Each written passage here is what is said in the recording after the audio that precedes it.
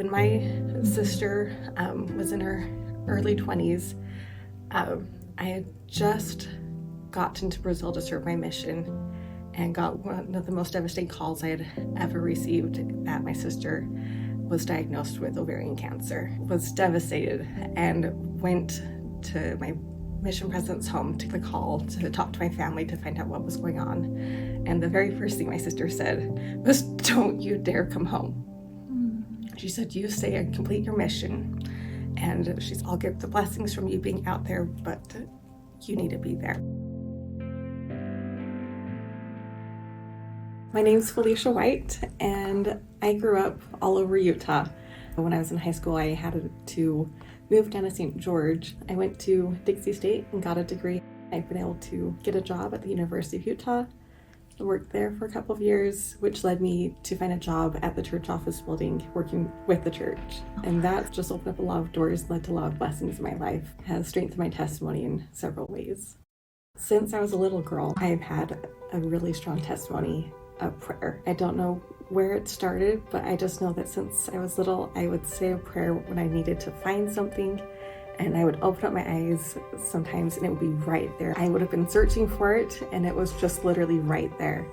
And growing up, that's been constant, that I've learned that when I've needed to have an answer, I say a prayer and either the answer comes or I find something. Just last year, I was at an old bishop's home and his mother was there, and she had lost her coat and couldn't find it, and everyone was looking everywhere. And by the time I heard about it, the very first thing I did, because it's what I've learned from since I was little, was I said a prayer to find the coat. And it wasn't just that I could find it, it was just that anyone could find it. And I ended up feeling impressed to go to the closet that they had already looked through several times, and felt the need to move some coats aside to look on the ground instead of where it was hanging. And there was a coat right there, and it was her coat. And showed them that I had found it, and they're like, "Oh, thank you." And I said, "No." I'm like, "It was Heavenly Father who helped me find it." I had said a prayer just to help people understand that through prayer, you can have those miracles happen. There was another time on my mission, I served a mission in Brazil, in Maceió. We had 3 young men that were brothers and friends and cousins that were getting ready to get baptized. And my companion and I ended up going to another family to teach them a lesson. And after the lesson was over with, the wife went to look for the keys to let us out of the house and couldn't find the keys. So we were locked in the home. And the homes in Brazil are pretty tight because of the danger of where we were at. And from the backyard, there was high cement walls that had glass on them. So there wasn't really any way out of the house other than through that front door, and the keys were lost. Sounds like a prison. And it was a prison at that point. And we were supposed to be leaving to go have this interview with these young men that were wanting to go get baptized. And it was one of those times where Satan's doing everything he can to prevent something from happening. And at that time, I just said a prayer that I could find the keys. And this wife, I'd asked her if she had looked in her purse, and she said, yes, that was the first place I looked. And I just had the impression to go look in her purse, but her purse was also in her bedroom, which typically that's not something you do, just going to someone's personal room and space, or to look through another woman's purse, which is very not something you would do. That's not polite. But she wasn't going to look in her purse again because she had already looked, and in her mind it was not there. Yeah. And so I quickly went into the bedroom and just ruffled through really quick and was like, it's not there. And then I had the impression, no, look again. And so I was like, okay, I've already looked, so the only chance I have is to pull everything out. So I started pulling everything out one by one from this woman's purse. And there was this little bag, plastic bag, that had about a very small opening, and somehow the keys had fallen into that bag. And when I lifted it up, I could feel the weight of the keys in there. And just said a prayer immediately, thanking Heavenly Father for helping me find them, because there was very little chance and way that we would have been able to find. Other way that's taught me the importance of prayer and taking it to the next level was one of the things I like to do is hunt. I always go out every year and we do the archery elk hunt. And this year my sister had been doing the hunt and she had shot an elk. She was very concerned because we weren't able to find it. And we had been searching for it, and we had each been saying a prayer. But I just had the thought at that time that we needed to have a group prayer. and we need to actually kneel down and say a prayer out loud together. And as we did that, and I brought it up, and my sister looked at me, she said, we've been praying. She said, what's that gonna do differently? As we knelt down, because there's power in being able to pray together with a group purpose and to be able to vocalize your prayers, not just have it be in your heart all the time, but being able to share that desire of what blessing you want with others and have that group faith combined.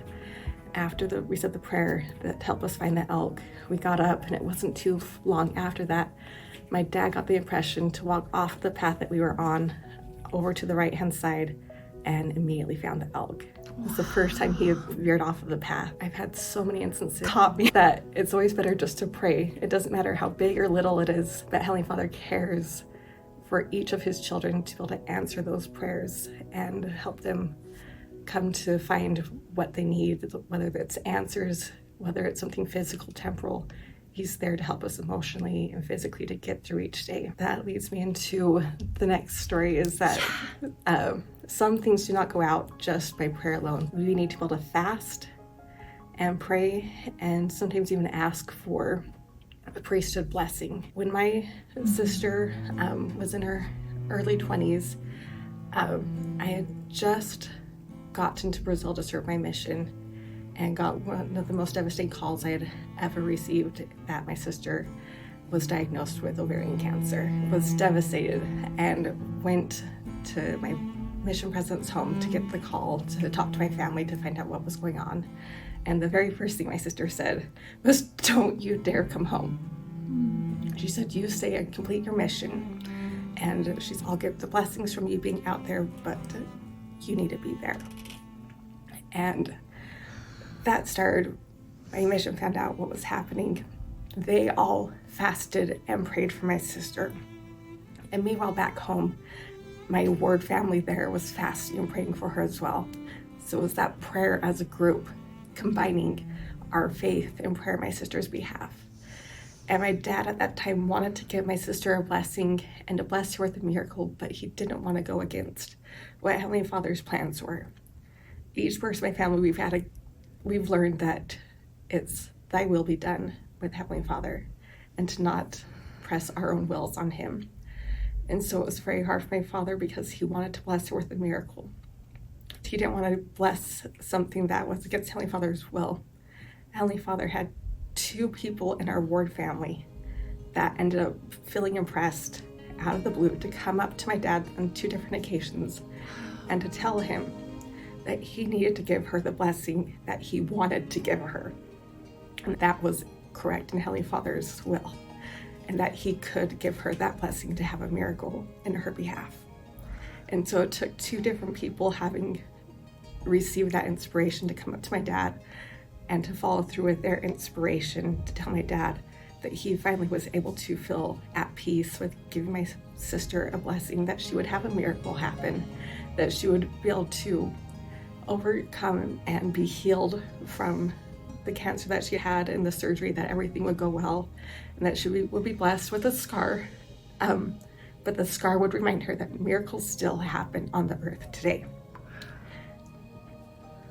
And she was able to receive that blessing. As I was praying that everything would be a surprise, the doctor had painted this horrible picture for her coming and leading up to her surgery. He had just had another surgery with another young lady who had the same type of cancer, and said he wasn't aggressive enough and that she was going to die.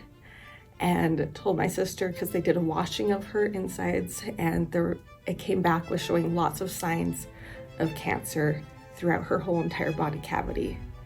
And so he told her that he was going to go in and basically start cutting and tearing, taking a lot of stuff out, because he was convinced at that point, from every sign that he had, that she would have cancer throughout her whole body there. And didn't paint this great picture. So the fact I was praying that he would be surprised by the time he had and performed the surgery. And the very first words that my dad said when I got the phone call after the surgery was the doctor said he was surprised. The exact same words that I had been praying for. And he was able to get in there, and when he opened her up for the surgery, he found the cancer was able to remove it, and he started looking around for those other signs that he convinced and he was completely sure was going to be there, and nothing was there. So they did biopsies of everything, and everything came back negative except for the one place that he knew was the cancer to begin with. That was in her ovaries. And so we've been able to have our testimonies just strengthened time and time again, that to know that Heavenly Father is there, that He is listening, that He really does care for us. But we've had to realize that we might not have gotten that miracle, and that we were still going to have our faith in God and Jesus Christ. No matter what happened, even if my sister were to have passed away, we weren't going to lose our faith. We've learned through time and time again, as we've had our struggles with my brother having a brain tumor and having a miracle for him as well, having it through his surgery, that we've had to get to that point of being able to say, but if not, I will not lose my faith. And that we trust in Heavenly Father, because that's where our peace has always come from and where our faith is. And if we were going to have something tragic and horrible happen, that we were going to always trust in Him to get us through those hard times. And that's given us so much faith and peace and comfort throughout our whole lives.